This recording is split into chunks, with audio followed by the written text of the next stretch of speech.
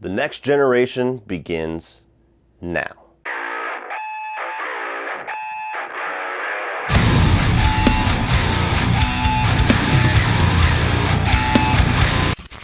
So Ratchet & Clank Rift Apart tells the story of our heroes teaming up with alternate versions of themselves to stop an interdimensional plot. What's up, guys? Sorry I've been MIA for the past week and a half, 2 weeks. I'll probably do a live stream here in a couple days and kind of get into reasons why, but nonetheless, I am here to talk about the latest PlayStation 5 exclusive game, Ratchet & Clank Rift Apart.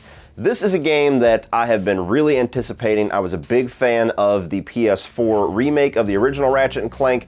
I missed a lot of the original games on PS2 and PS3, but that remake made me an instant fan of this franchise, and Rift Apart looked like it might be the game to truly showcase what the next generation can do, what the PS5 can do, and if nothing else, just be an absolute blast to play.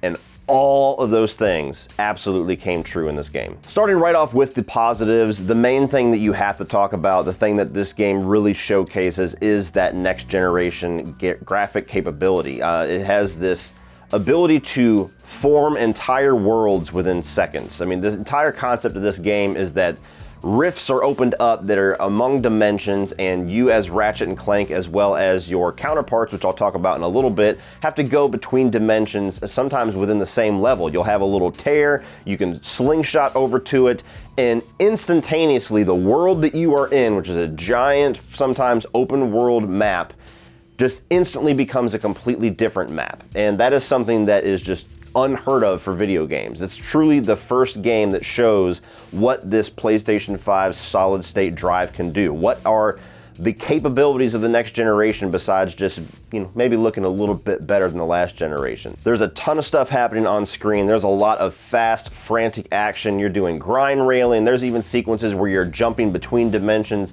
in the middle of the action, and the game never slows down. There's never a frame rate drop. There's never a loading screen. There's never a glitch. There's never any moment where the PlayStation 5 hardware can't handle what this game is demanding. It just seamlessly goes from beginning to end, and it was pretty jaw-dropping, to be honest with you. Moving on beyond that, this is just a blast of a game to play. I mean, if you like old school action platformers, though this is definitely much more of a shooter action game than a platformer, Ratchet & Clank is one of the best franchises that you can get in that category. I absolutely loved what they did with the previous game in PS4 and how fun and frantic that action is.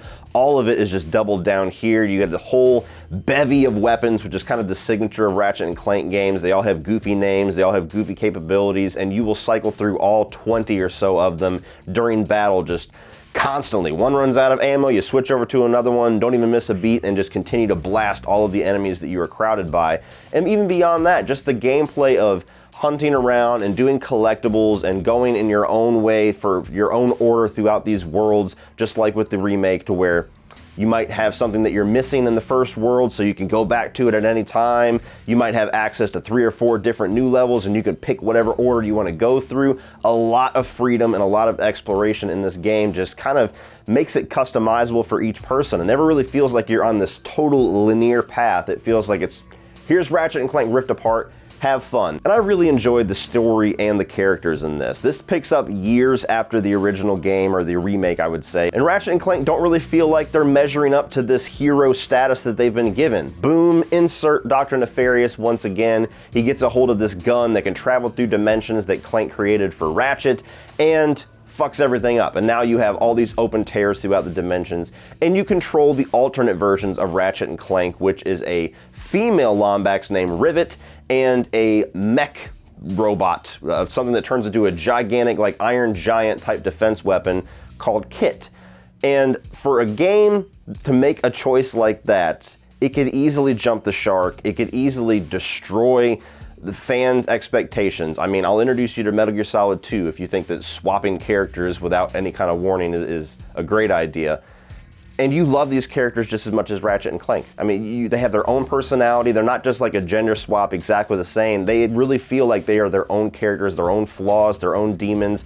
And both of them kind of tossing back and forth in this story feels like they balance all of the themes and everything really well. And by the end of the game, You really want Rivet and Kit to just become a mainstay in this franchise. However many more games we get in this current timeline of Ratchet and Clank, I can almost guarantee they're going to be there because they are awesome characters. But what I really appreciated about this game the most is that it's just a innocent, fun time. Now, I'm somebody that, especially here lately, playing a lot of Resident Evil games, I like to play a lot more mature games. You play something like Last of Us or Last of Us 2, and you're in this really taxing, just dramatic storyline, or you're playing something like Resident Evil where it's just tense and you're on edge the entire time trying to survive. Sometimes it's nice to just sit down and play a jovial game like this. It's just goofy as hell. It's having fun the entire time. It doesn't take itself too seriously.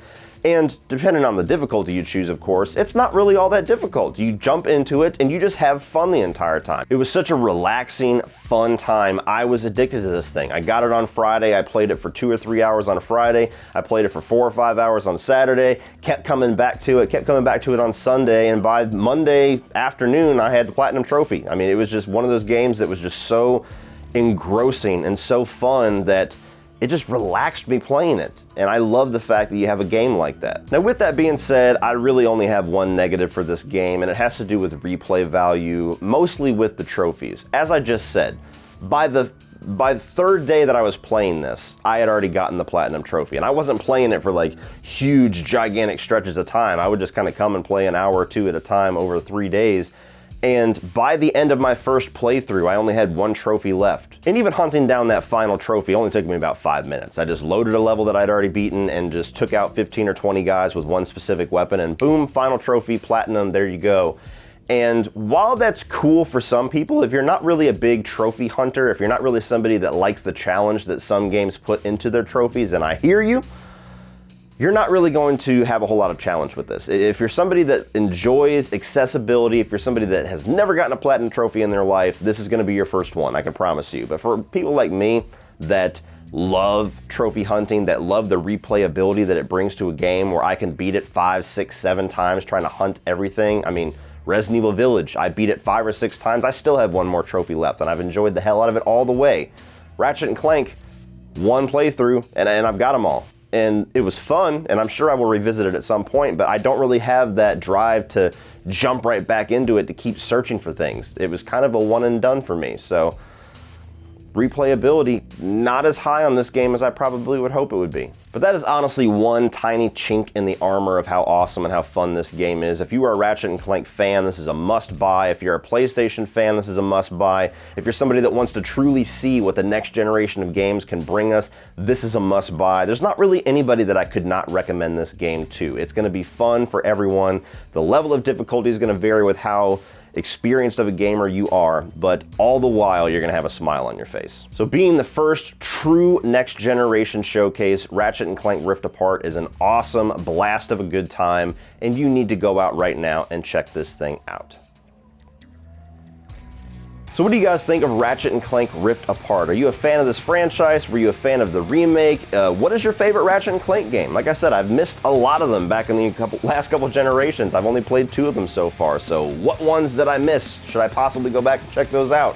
Let me know down below all of your guys' thoughts. Please like and share this video and hit that subscribe button on your way out so that you don't miss anything that comes in the future. Thank you guys for watching as always, and remember, opinions are like assholes, but that doesn't mean that you have to be.